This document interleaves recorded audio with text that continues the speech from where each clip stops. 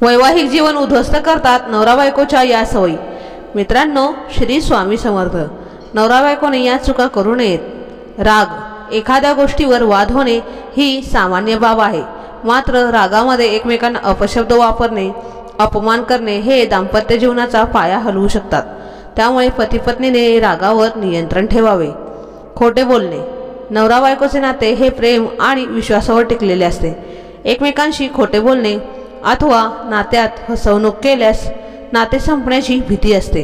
अनेकदा या कारणामुळे नाते संपतेही, त्यामुळे खोटे बोलू नका।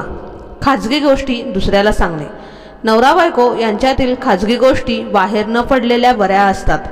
जर नवरा बायकोने आपल्यातील गोष्टी गुप्त ठेवल्या नाहीत आणि दुसऱ्यांना सांगितल्या तर हे त्यांच्यासाठी अपमानाचे कारण ठरू शकते। तसेच यामुळे दाम्पत्य जीवनात समस्या निर्माण करतात।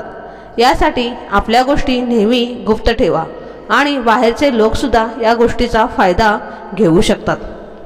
अवास्तव खर्च, आपल्यासाठी आणि कुटुंबाच्या सुखसुविधेवर खर्च करणे चांगली गोष्ट आहे, मात्र विनाकारण वायफळ खर्च केवळ आर्थिक समस्या घेऊन येतात। यासोबतच नवरा बायको यांच्यातील खर्चाला कारण ठरते। या दरम्यान नवरा बायको दोघांनीही खर्च सांभाळून करावा, त्यामुळे आर्थिक समस्येला सामोरे जावे लागणार नाही।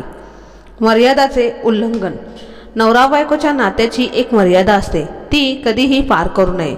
चांगल्या नात्यासाठी दोघांनीही मर्यादा सांभाळून वागले पाहिजे।